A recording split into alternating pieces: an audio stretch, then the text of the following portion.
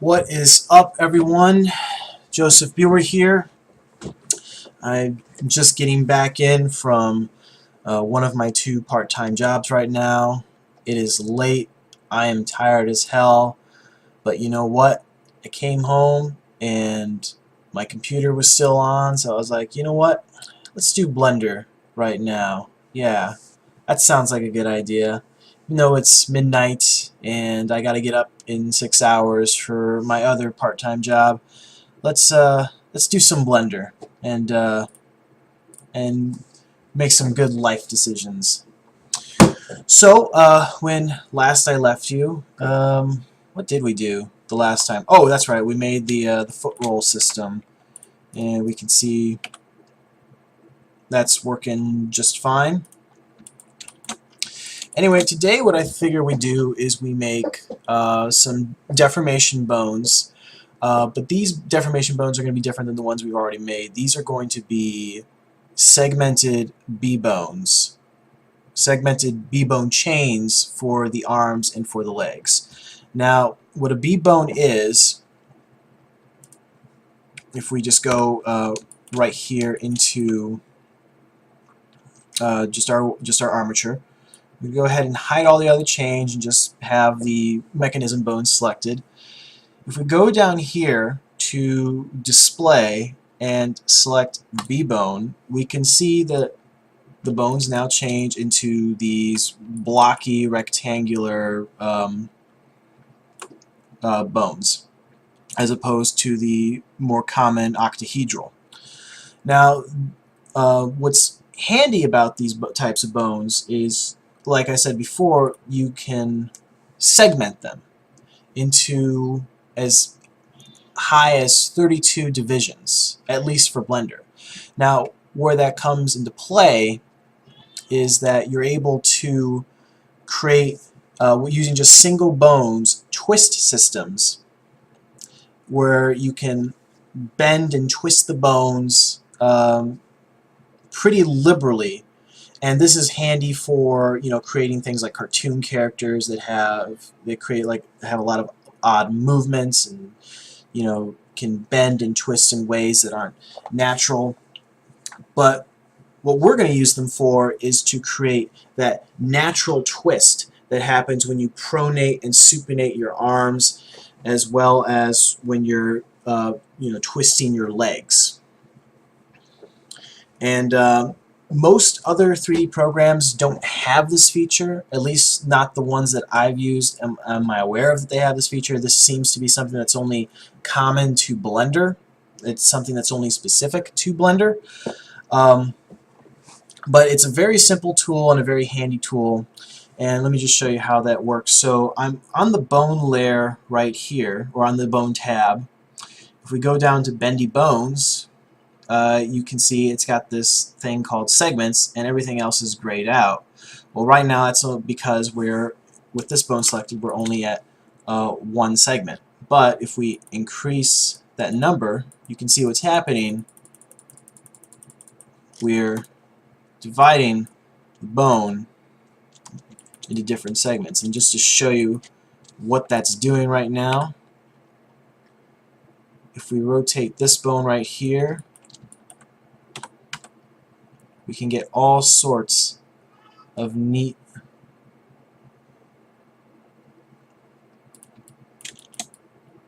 we can see how there's this natural twist happening now from the elbow to the wrist. Now, in most other programs, the way you would, you know, create a system like this is you would just create like a chain of bones, like what we have here for the spine. But for the arms and the legs, instead of, you know, creating a chain of bones, we're just going to use B-bones because it's, well, one, it's much simpler, and two, it's a little more accurate as well. And yeah, let's just dive right into it. So we're just gonna go ahead and put these back down to 1, and I'm going to change this back to octahedral, just so we can see what we're doing here just a little bit better. Now, one important thing I should mention is that you don't have to have B-Bones enabled. You don't have to have this checked in order for the Bendy Bones to work. It works even if you have it set to octahedral, or if you have it set to stick, or envelop, or wire. This is purely just a display feature right here to show you how the segments are coming into play, how they're functioning essentially. And another useful thing with B-Bones is you can size them. If we go into edit mode and we have this bone selected, if you hit Control, I'm just going to select this entire chain right here. I'm going to go ahead and turn on X mirror so the other chain is affected as well. If we go ahead and hit Control Alt Scale, we can change how big those bones are. And I'm going to do this for my various chains. So I'm going to just undo that for now.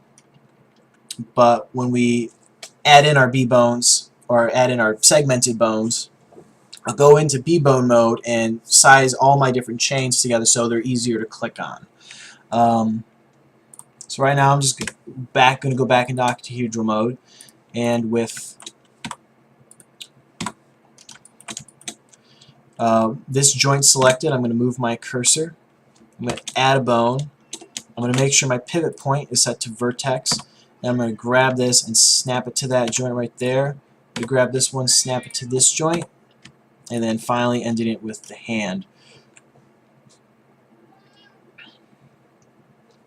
So now these bones are selected. I'm going to go back into pose mode. I'm going to select my mechanism bone and go ahead and, well, actually I'm going to stay in edit mode. Make sure my mechanism shoulder is selected, and I'm just going to hit Control numpad plus on my keyboard to select the entire mechanism chain. I'm going to hit that twice, and then I'm going to go into B-bone mode, and I'm just going to slightly, oops, that's not the one what I wanted. I'm just going to go ahead and slightly increase their size just so they're easier to select when they're in B-bone mode. And I'm going to bring in my IK bones and increase their size as well, make them just a little bit larger, and I'm going to bring in my FK as well.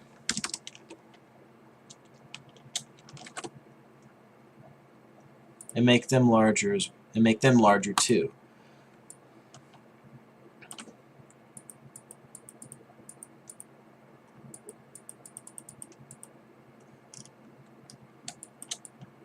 And I didn't have X mirror turned on, so if I turn that on now and just hit Control S, Control Alt S, it just automatically jumps to that.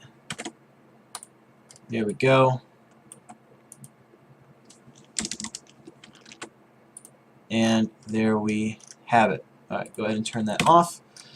Alright, so now these bones will be easier to select when we want to make changes to the different bones.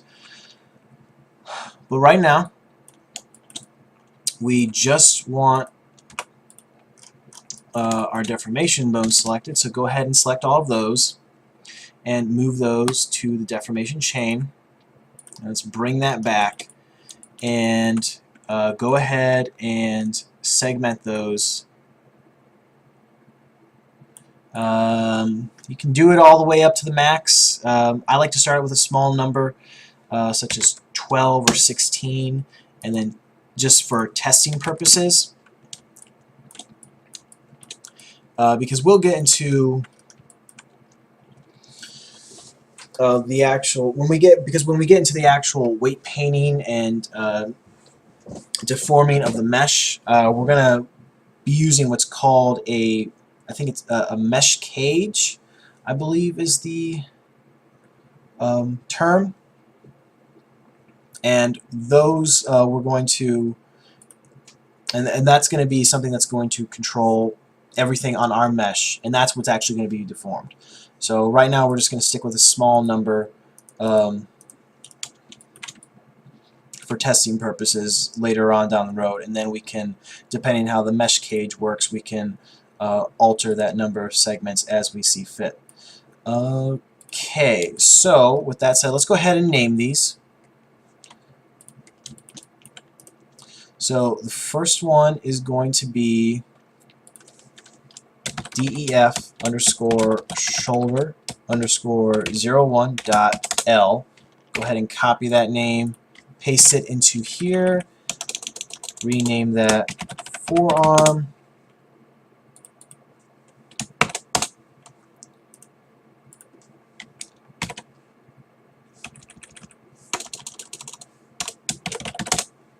Rename that hand.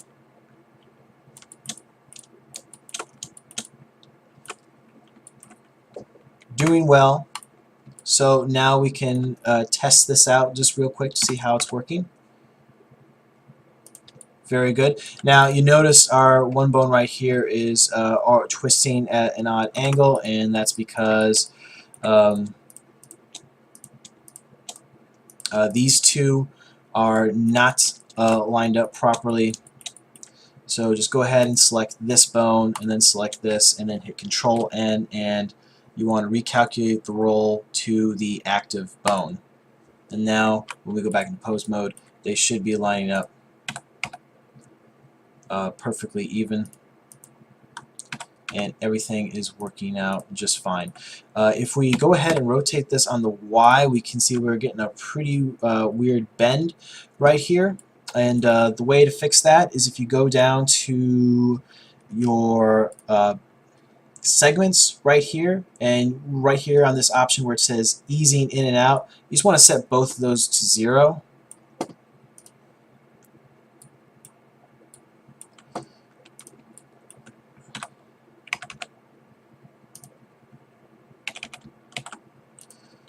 So now they don't, bend like they were before, but they still twist just fine. So that is working well. And this is a neat feature for if you want to come up with like I said, if you want to have like a more cartoony character with like kind of like spaghetti arms, kind of like something you would see out of Cloudy with a Chance of Meatballs. Okay. So we're going to go ahead and parent that to the clavicle, and we're going to keep the offset. And by the way, I should mention that between videos I went ahead and I parented all of the shoulder bones to the clavicle with the offset preserved, so they are not connected to it. If you check that box now, they are. But we're keeping their local location for now, and it's probably all that will be necessary. Okay. So now what we need to do is have our mechanism bones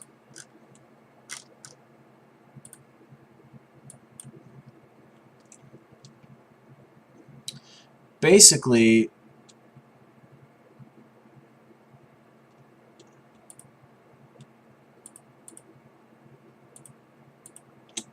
control our deformation bone. So you know what that means. We're going to select our mechanism bone first, then we're going to shift select the deformation bone, and we're going to go ahead and type in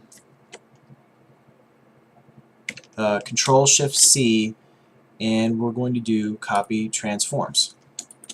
Same thing with here. We're going to go and do copy transforms, and then last with the hand, copy transform. So now if we bring in our FK bones and we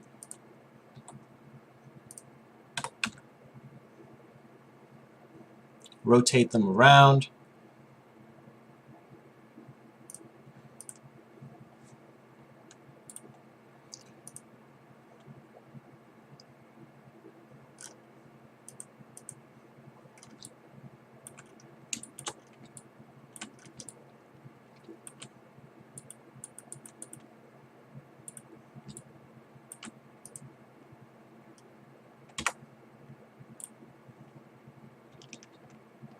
It would be helpful if the IK target was just a little bit bigger so we could select it. Okay, so let's go ahead and set that all the way to 0. Okay, now rotate on the X. The twist is working just fine. Same thing with the forearm. We can see the twist working just fine. But we run into an odd problem when we have the IK bones control. If we just rotate the hand, the forearm works just alright.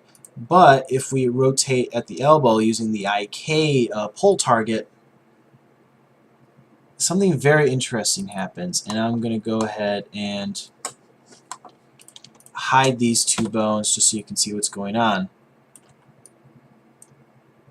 The entire shoulder is rotating with the while it's following the pull target. You know, where this segment right here should be secure, it's not. It's rotating. Now, this was a problem that took me forever to figure out when I was first trying to come up with this, when I was first working with this system. Because originally I was doing the, just the segment, I was doing the, multiple, I was doing multiple bones in an arm chain method. Because the way I'm rigging right now is a way I learned to rig in Maya. And for those of you who've used Maya and Blender, you'll know that there are really very few differences between the two in terms of rigging your characters, but those differences are major.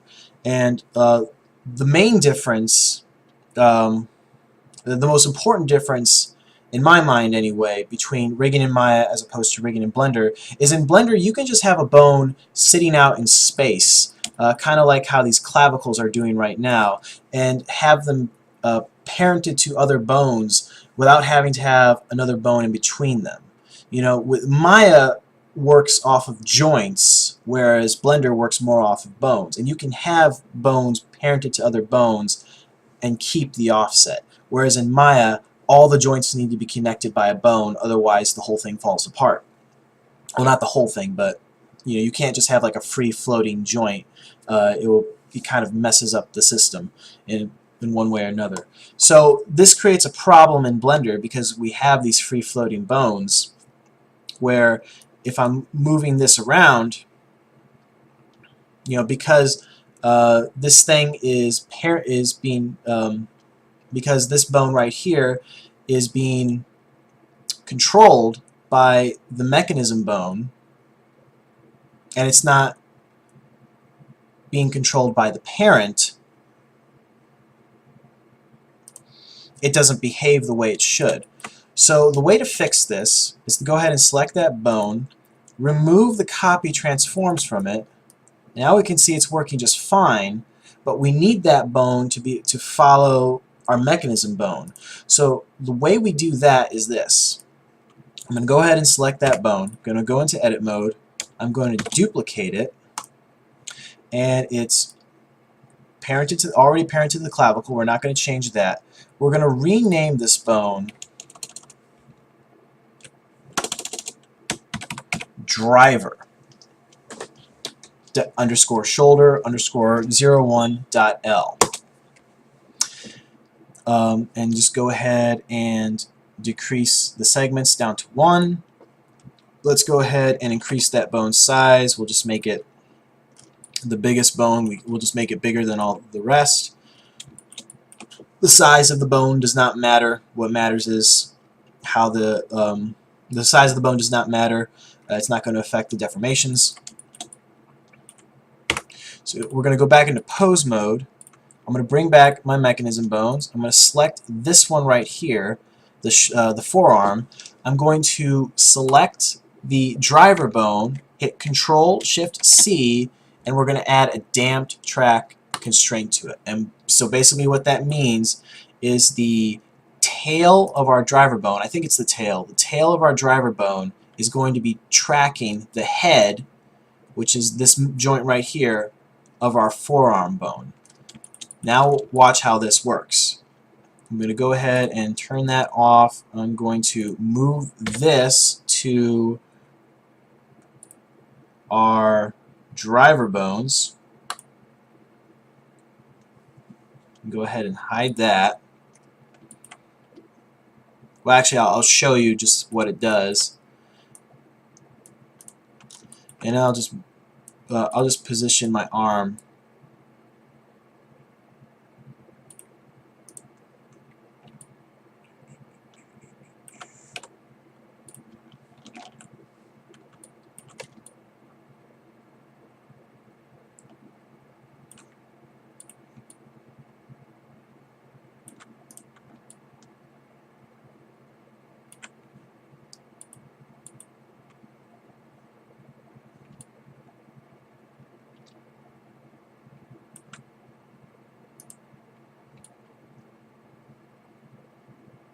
Oh, yeah, that's right. I probably should have mentioned, we now need to parent this bone to the driver bone. That was okay. And go ahead and keep the offset. Now if we go into pose mode, there we go. It's working just fine. So you can see what's happening here. The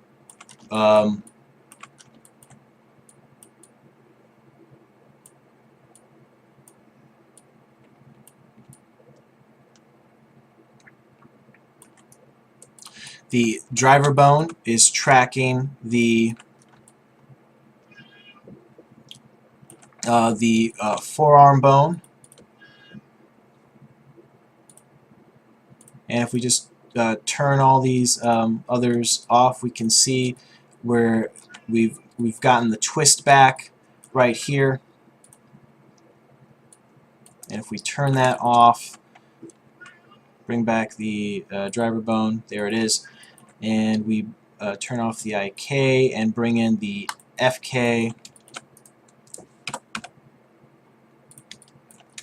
we can see it's unaffected by the new parenting setup. It's still working just fine. So that's basically how you set up your B-bone chains for your deformation bones in your arms and your legs. And so I'm going to go ahead and end the video right there. Pretty short video, just so you know, I don't drag on and on. Plus, it's late and I want to go to bed. But you know, basically, what I'm going to do now, between now and the next video, is I'm just going to go ahead and duplicate this process for the left arm and for both the legs. We may do a B-bone setup for the neck. I'm not sure yet. I haven't decided yet what I want to do for the neck because I might do just a traditional bone chain for the neck. But we'll cross that bridge when we come to it. In the meantime, that's where I'm going to leave you. Guys, have a good night, and I'll see you in the next video. Till next time.